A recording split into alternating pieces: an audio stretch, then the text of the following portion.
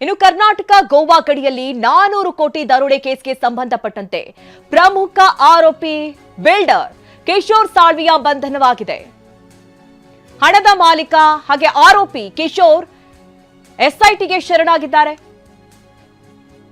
ನಿನ್ನೆ ಸಂಜೆ ಎಸ್ಐಟಿ ಅಧಿಕಾರಿಗಳು ಕಿಶೋರ್ನನ್ನ ವಶಕ್ಕೆ ಪಡೆದು ವಿಚಾರಣೆಯನ್ನ ನಡೆಸ್ತಾ ಇದ್ದಾರೆ. ಮಹಾರಾಷ್ಟ್ರದ ನಾಸಿಕ್ ತಾಲೂಕಿನ ಘೋಟಿ ಪೊಲೀಸ್ ಠಾಣೆಯಲ್ಲಿ ವಿಚಾರಣೆ ನಡೀತಾ ಇದೆ.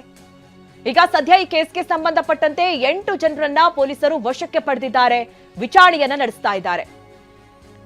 ಮಹಾರಾಷ್ಟ್ರ ಸರ್ಕಾರ ಈ ಪ್ರಕರಣವನ್ನ ಗಂಭೀರವಾಗಿ ಪರಿಗಣಿಸಿದೆ.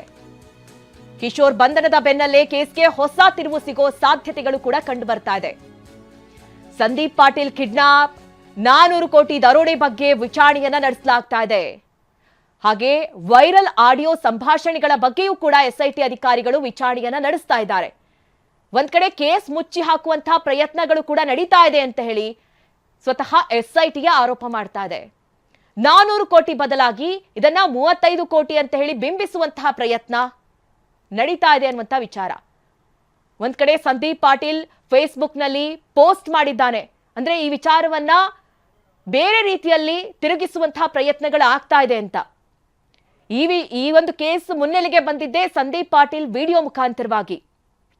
ಈಗ 400 ಕೋಟಿ ಕಿಶೋರ್ಗೆ ಸಂಬಂಧಪಟ್ಟಿದ್ದು ಅಂತ ಹೇಳಲಾಗ್ತಾ ಇತ್ತು. ಸದ್ಯ ಎಸ್ಐಟಿ ಅಧಿಕಾರಿಗಳು ಕಿಶೋರ್ನನ್ನ ಬಂಧಿಸಿದ್ದಾರೆ. ಈಗ ಈ ಕೇಸ್ಗೆ ಟ್ವಿಸ್ಟ್ಗಳು ಸಿಗುವಂತಹ ಸಾಧ್ಯತೆಗಳು ಕಂಡು ಬರ್ತಾ ಇದೆ. ಯಾಕೆಂದ್ರೆ ಸಿಕ್ಕಂತ ಆರೋಪಿಗಳ ವಿಚಾರಣೆ ನಡೆಸಿದಂತ ಸಂದರ್ಭದಲ್ಲಿ ಅವರ ಹೇಳಿಕೆ ಏನು, ಈಗ ಕಿಶೋರ್ ಏನ್ ಹೇಳ್ತಾರೆ, ಈ ವಿಚಾರದಲ್ಲಿ ಎಸ್ಐಟಿ ಅಧಿಕಾರಿಗಳ ವಿಚಾರಣೆ ನಡೀತಾ ಇದೆ. ಈ ಬಗ್ಗೆ ಹೆಚ್ಚಿನ ಡೀಟೇಲ್ಸ್ ಅನ್ನ ನೀಡ್ತಾರೆ ನಮ್ಮ ಪ್ರತಿನಿಧಿ ಸಹದೇವ್ ಮಾನೆ. ನೇರ ಸಂಪರ್ಕದಲ್ಲಿ ನಮ್ಮನ್ನ ಜಾಯ್ನ್ ಆಗಿದ್ದಾರೆ. ಸಹದೇವ್, ಗಮನಿಸ್ತಾ ಇರುವ ಹಾಗೆ ಈವರೆಗೂ ಕೂಡ 8 ಜನರನ್ನ ಎಸ್ಐಟಿ ಅಧಿಕಾರಿಗಳು ಬಂಧಿಸಿದ್ದಾರೆ. ಸದ್ಯ ಈಗ ಕಿಶೋರ್ನನ್ನ ಕೂಡ ವಶಕ್ಕೆ ಪಡೆದಿದ್ದಾರೆ. ಏನಾದ್ರೂ ವಿಚಾರಣೆ ಸಂದರ್ಭದಲ್ಲಿ ವಿಚಾರಗಳು ತಿಳಿದು ಬಂದಿದ್ಯಾ? ಸದ್ಯ ಈ ಕೇಸ್ಗೆ ಸಂಬಂಧಪಟ್ಟಂತ ಅಪ್ಡೇಟ್ಸ್ ಏನೆಲ್ಲ ಸಿಗ್ತಾ ಇದೆ? ಮಧು ನಾಗರಾಜ್, ಕರ್ನಾಟಕ ಗೋವಾ ಗಡಿಯಲ್ಲಿ 400 ಕೋಟಿ ರೂಪಾಯಿ ದರೋಡೆ ಪ್ರಕರಣ ಏನಿದೆ, ಈ ಒಂದು ದರೋಡೆ ಪ್ರಕರಣಕ್ಕೆ ಈಗ ಹೊಸ ಟ್ವಿಸ್ಟ್ ಸಿಗ್ತಾ ಇರುವಂತದ್ದು. ಯಾಕಂತಂದ್ರೆ ಇಲ್ಲಿ ದರೋಡೆ ಏನಾಗಿತ್ತು, ಆ ಒಂದು ಹಣ ಯಾರಿಗೆ ಸೇರಿದ್ದು ಅನ್ನುವಂತ ಪ್ರಶ್ನೆ ಇತ್ತು.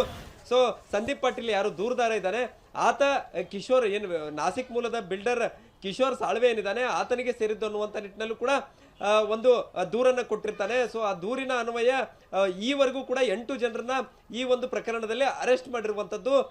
ಪ್ರಮುಖವಾಗಿ ಈ ಒಂದು ಏನು ತನಿಖೆ ನಡೀತಾ ಇದೆ, ನಾಸಿಕ್ ಪೊಲೀಸರು ಅದರ ಜೊತೆಗೆ ಎಸ್ಐಟಿ ಅಧಿಕಾರಿಗಳು ಸೇರ್ಕೊಂಡು ಈಗಾಗಲೇ ಈ 400 ಕೋಟಿ ದರೋಡೆ ಜೊತೆಗೆ ಕಿಡ್ನಾಪ್ ಪ್ರಕರಣವನ್ನು ಕೂಡ ತೀವ್ರ ಸ್ವರೂಪದಲ್ಲಿ ತನಿಖೆಯನ್ನ ನಡೆಸ್ತಾ ಇದ್ರು.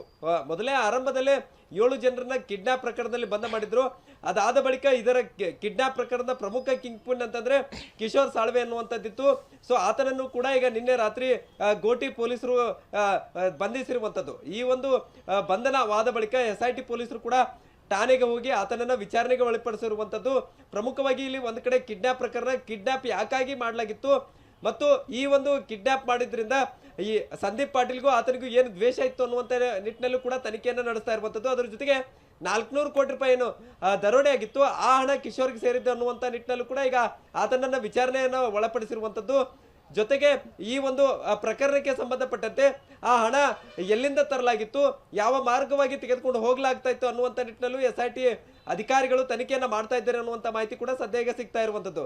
ಸೊ ಒಟ್ನಲ್ಲಿ ಈ 400 ಕೋಟಿ ರೂಪಾಯಿ ದರೋಡೆ ಪ್ರಕರಣ ಇದೆ, ಇದು ಕಿಶೋರ್ ಸಾಳ್ವೆ ಅರೆಸ್ಟ್ ಆದ ಬೆನ್ನಲ್ಲೇ ಎಲ್ಲೋ ಒಂದ್ ಕಡೆ ಇದೆ ಕಂಪ್ಲೀಟ್ ಆಗಿ ಮುಚ್ಚೋಯ್ತು ಅನ್ನುವಂತ ನಿಟ್ಟಿನಲ್ಲಿ ಭಾಸವಾಗ್ತಾ ಇತ್ತು. ಆದ್ರೆ ಈಗ ಕಿಶೋರ್ ಸಾಳ್ವೆ ಬಂಧನದಿಂದ ಬಹುತೇಕ ಎಲ್ಲಾ ವಿಚಾರಗಳು ಹೊರಬರುವಂತಹ ಸಾಧ್ಯತೆ ಕೂಡ ಇರುವಂತದ್ದು. Madhu Nagaraj. Okay Sahadev, thank you ನಿಮ್ಮೆಲ್ಲ ಡೀಟೇಲ್ಸ್ಗಾಗಿ.